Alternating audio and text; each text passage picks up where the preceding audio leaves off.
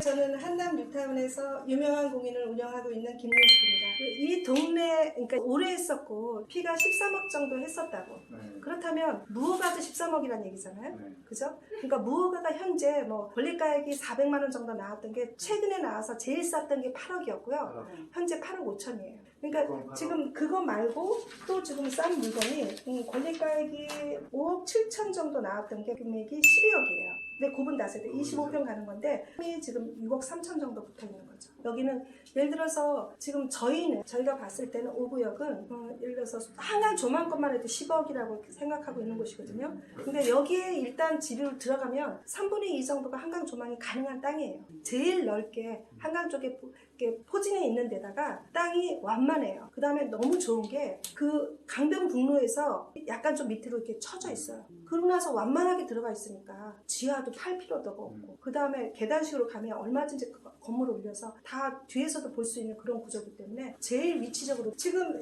현재 분할 빌라인데 6.3 지금 매매가가 15억이에요. 임대 보증금이 6천만 원밖에 없으니까 들어가죠. 옛날에는 어마어마하게 여기는 무리해서 사셨던 분들이 많으셨거든요. 그러니까 저는 제 개인적으로 그렇게 뭐 무리하게 대출을 20억씩 30억씩 받아서 사지 않으시는데 여기 있는 분들은 그거를 무릅쓰고 사시는 분들이 그러니까 다 지금 어딘가에서 투자를 해본 경험이 있으신 분들이기 때문에 그러시는데 그냥 20억이든 30억이든 가능만 하면 그냥 묻어두시고 그냥 그리고 그분들은 대출 받는 거를 두려워하지 않으셨어요. 자기네들이 수입이 있기 때문에. 그 제일 원주민이 많이 남아있는 곳이 4구역일 거예요. 원래 4구역이 예를 들어서 노후도도 안 맞았던 곳이거든요.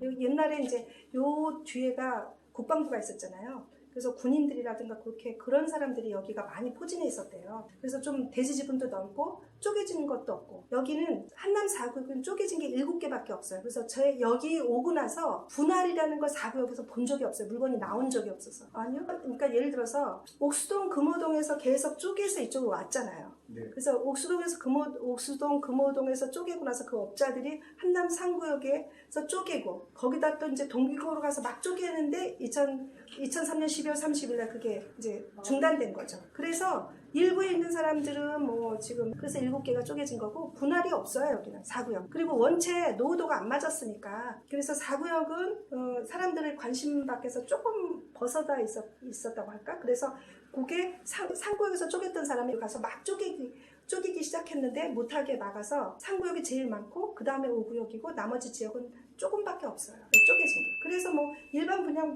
분양분으로 금방 알 수 있잖아요. 지금 3구역이 제일 작으니까. 아니 또 그렇다고만 생각은 안 해요. 또 규모의 경제라는 것도 있잖아요.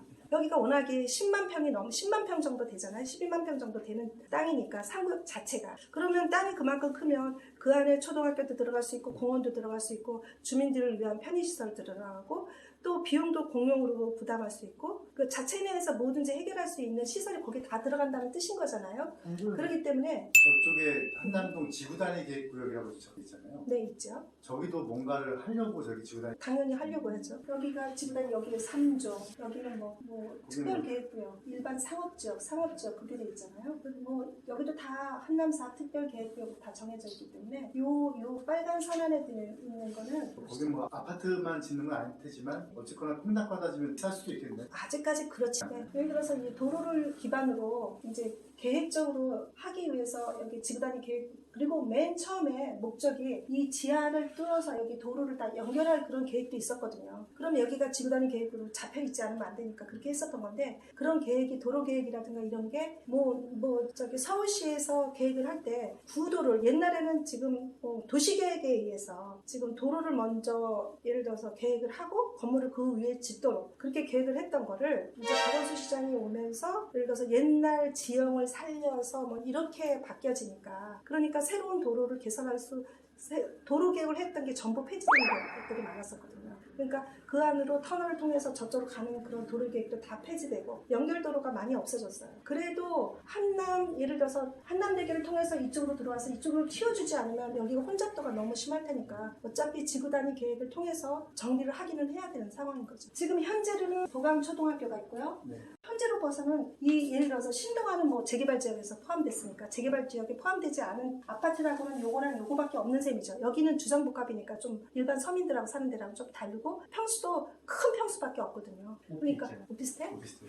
근데 뭐 오피스텔을 근데 지금 말씀하시는 요걸 그러니까 예를 들어서 이주 수요. 그러니까 한남 상구역에만 이주하면 이주 수요도 있을 거고, 그죠? 그 다음에 한강 조망권이 되는 아파트기도 하니까, 그 다음에 이 지역이 개발되고 나면 개발 수혜도 입을 수 있는 지역이기도 하니까, 이 어쨌든 실거주하면서 살고 있으면 이주 수요 때문이라도 한 30% 이상은 오를 수 있는 지역 아닐까요? 그런데 예를 들어서 그 상대적 빈공감이라는 게 있는 거잖아요. 그러니까 아무리 이 아파트가 있어도 새로 지어지는 1000세대 이상 되는 아파트를 이길 수는 없죠. 그 다음에 지금 아시다시피 현재 지어지는 건 굉장히 신공법으로 지어져서 예를 들어서 10년 전에 지어진 아파트랑 지금 지어진 아파트랑도 차이가 어마어마하게 나요. 그래서 지금은 전부 매립식으로 시스템이라든가 다 들어가 있지만 옛날 거는 그렇지 않거든요. 아파트 가격가 한눈과 땅만큼이나 차이 나요. 지어지고 나면 더 그렇죠. 지금 어차피 한남 뉴타운은 재정비 촉진 지역으로 지정됐다는 건 공공시설이라는 뜻인 거잖아요. 재개발이라는 건 공공개발이지 자기가 개인 개발한 거는 아니니까. 그러니까 시설을 좀 오픈하라고 하고 주변에 있는 사람들이 같이 어울려서 쓸 수 있는 시설도 꽤 될 수는 있다고는 봐요. 예를 들어서 34평이 17억 정도밖에 안 해요. 그리고 근데 이 근방에서 아파트라고 쓸만해서 들어가서 살 만큼 구조도 좋은 게 힐스테이트 하나밖에 없어요. 그러다 보니까 최근 몇 년 동안 거래가 한 건도 없어요. 그러니까 주인이 들어가면 다 안 나온다는 거예요. 거기밖에 좋은 데가 없으니까. 근데 불편한 게 뭐냐면 편의시설이 없다는 거거든요. 그러니까 여기에 산다고 해도 그 사는 곳에서의 편의시설을 볼 수는 없고 놀이터랑 노인정밖에 없으니까 이분들이 다 이 보강로에 나와서 쇼핑을 한다든가 아니면 무슨 이마트를 가야 된다든가 이래요. 그런데 여기가 만 예를 들어서 이 한남 뉴타운이 되게 되면 여기 상가가 들어설 거고 그런 편의시설은 같이 쓸 수는 있잖아요. 그러니까 힐스테이트나 삼성 리버빌이 불편한 건 그 편의시설이 없는 것인데 편의시설은 어느 정도 될 거고 또 이 단지가 조성되게 되면 당연히 보강력도 들어올 거고 뭐 그런 거에 따라서 더 부가가치가 높아질 수는 얼마든지 있다고는 봐요. 재수업이 좀 어렵다고들 하잖아요. 네. 그런데 이게 한 몇 년 지나서 재수업을 기억해서 그때 그런 얘기를 했지라고 하는 게 의외로 예전에 많이 있었는데 제가 제일 궁금한 게 지금 5년 지상청 금지 규정 오래전에 두고 있었지만 사례가 아직 그렇게 많지가 않은데 지금 한남이 지금 제가 보기에는 그 5년 지상청 금지 규정에 혹시 네. 그런 사례가 있어요.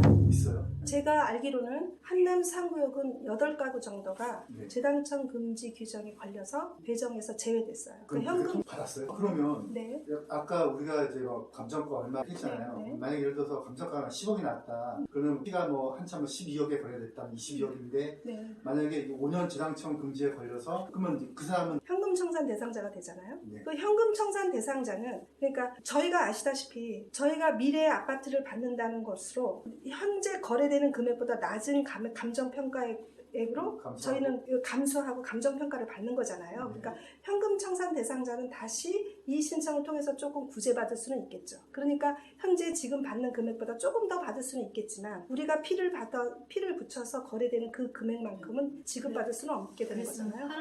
할 수가 없죠. 그러니까 사람들이 착각하는 게 예를 들어서 아까도 헷갈린다고 말씀하셨는데 예를 들어서 분양 신청을 하세요. 예를 들어서 60일 그래서 20일 더해서 80일 안에 분양 신청하세요 라고 그 분양 신청이 끝나는 날이 관리처분 기준일이에요. 그때까지는 분양 신청을 해야 되고 그 날이 기준일이라 그 안에 분양 신청을 받은 사람이 재단 금지에 걸리는 거예요. 근데 잘못 이해하고 계셔서 관리처분 인가일이 그날인 줄 알고 계시는 분이 있으세요.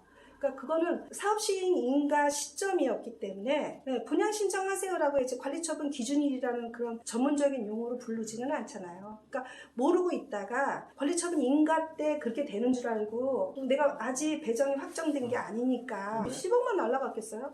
저 아파트 같은 경우는 두 개 받고 상가도 받을 수 있는 집이잖아요. 그러니까 지금 가격이 딱 이제 실무적인 갑자기 어려운 내용이 돼버리는데 해당이 되는 지역이니까 인가 나고 나서부터 일정 기간 감정평가 할 수 있는 기간을 두고 네. 그로부터 일정 기간 30일 이상 60일 이내 20일 연장해가지고 분양신청 기간을 두잖아요. 분양신청 기간이 만료되는 날이 이제 분양신청 기간 만료일 관리처분의 기준일이 되는 거고 그래가지고 그때 분양신청을 받은 사람들이 관리처분 총회를 열고 그거에 네. 따라서 구청에 관리처분 인가서를 네, 넣었고 아까 녹화 키기 전에 그게 지금 가처분에 걸려있는 상태고 그런 상태인데 그런데 인가가 나오기 전에 이 상태에서 당신들은 금지 규정에 적용이 돼서 현금 청산자다라고 통보가 간 거죠. 간다라는 거죠. 네.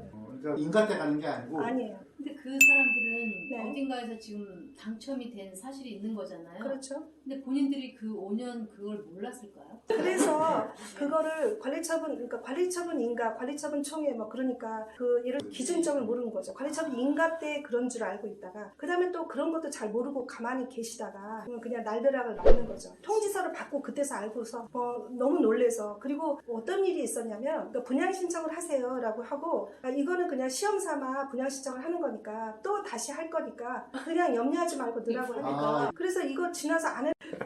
그거는 예를 들어서 뭐 근데 전영지 교수님이 그걸 다 맨날 그거를 뭐 해줄 수는 없는 거잖아요. 그러면 저희 같은 경우에는 이제 국토부에 법제처나 이런 데에 이제 질의를 통해서 알려주진 않아도 어느 정도 그러니까 우리가 들으면 알아듣는 정도의 언어로 말을 해줘요. 그것도 확실하게 해주지 않아서 그래도 어느 정도 법을 아는 사람이라서 그거를 바꿔서 이게 이 말이구나 알지 그 사람들이 내주는 그 통지서만 갖고는 이게 그래서 된다는 거야 안 된다는 거야 진짜 어디서부터 어떻게 설명을 드려야 이분이 좀 편하게 이해되고 그 다음에 또 손해를 안 보실까 이런 생각을 많이 하는데 그거는 근데 이제 그분의 이해도 정도에 따라 틀리잖아요. 어떤 경우에는 그런 말 듣고 싶어 하지도 않으니까 25평 가는 물건이고 그 다음에 이게 거래 사고가 안 날 물건이에요 이렇게만 설명해서 파는 경우도 있어요. 왜냐하면 그 얘기에 뒤집으면 제가 책임질 거니까 걱정하지 말고 사세요라는 말이거든요. 그러니까 저 같은 경우에는 책임질 각오도 돼 있고 완전히 확인하고 또 확인해서 거래해요. 그 다음에 어떤 경로로든 조합에서 예를 들어 다물건자는 이렇게 다 묶어서 일렬 번호가 붙어 있거든요. 다물건자를 지금 조합에서 알려주나요? 아니요. 여기서는 그렇지만 아시는 분들은 그렇게 하는데 네. 그러면 네. 일반적으로 그 한남동에 와서 거래한다. 그 사람 이 물건이 다물건자 중에 한 물건이냐 이렇게 물어보면 알려주나요 지금? 안 알려줄 거로 아는데요 제가. 그렇게? 조합이 그렇게 친절하지도 않을 뿐만 아니라 그렇게 일이 많아서 그렇게까지 하려고도 안 해요. 그러니까 공인중개사들이 굉장히 책임감을 갖고 정확하게 그 물건을 파악해서 드리려고 노력을 하는 수밖에 없어요. 그러니까 저희는 예를 들어서 어떤 방법으로도 그 물건을 확인할 수 있냐면 재산세 낸 과세 증명을 몇 년부터 몇 년까지 2012년도 이후에 전부 띄워갖고 오라고 해요. 토지든 근데 뭐 그럴 수 있는 거잖아요. 근데 뭐 걸러줄 수 있는 것만큼 거르는 거죠 저희가. 저 같은 다물건자의 물건을 사는 게 문제가 있나요? 다물건자 예를 들어서 4구역에 5개 갖고 있으면 5개가 묶여서 하나인데 그 중에 하나를 예를 들어서 제가 이 건물을 갖고 있어요. 그런데 석쇠불고기 저 건물도 제 거예요. 그 다음 1인 1닭 저 건물도 내 거예요. 그 옆에 있는 건물도 내 거예요. 그러면 건물이 따로 있으니까 분양권도 따로 있을 거라고 생각하잖아요. 근데 있는데 그 사람이 파는 순간 저 사람 넘어가니까 그 사람한테는 자격이 주어지는 거예요? 아니죠. 조합설립 인가 이후에는 전부 묶여서 하나밖에 안 줘요. 만약에 예를 들어서 전부 안 줘. 네, 이런 경우는 있었어요. 그러니까 예를 들어서 한남 뉴타운이 거의 4구역만 빼놓고 2012년도에 다 조합설립 인가가 났거든요. 그 해에 특별히 법으로 그건 잠깐 한시적으로 몇 개, 그것도 2개 있는 몇 사람이 개까지만 2개 가지고 있는 사람이 하나 가지고 조합설립 인가 이후에도 2012년 12월 말까지 2개 가진 사람이 그 중에 하나를 팔면 시점에서 보면 지금 구역은 해제가 됐지만 시통을 네. 하면서 다시 주택거래 허가에 가까운 거고 그렇죠. 이쪽 지역은 그러면 아직 거래가 되는데 그런데 이제 인가가 언제 될지는 모르지만 난다면 이제 거래 안 되는 거예요. 근데 언제가 될지는 모르지만 지금 상구역에서는 이제 전방위로 왜냐하면 지금 시공사로부터 지금 계약금을 받은 상황이고 이주가 시작되지 않으면 그 이자가 천문학적으로 늘어날 수밖에 없잖아요. 경기가 이렇게 너무 하강 곡선이었을 때 걱정인 거지. 네. 직접 여기 오시는 분들 있으면 네. 더 세밀하게 잘 상담을 부탁드리고요. 네. 한번 주시죠.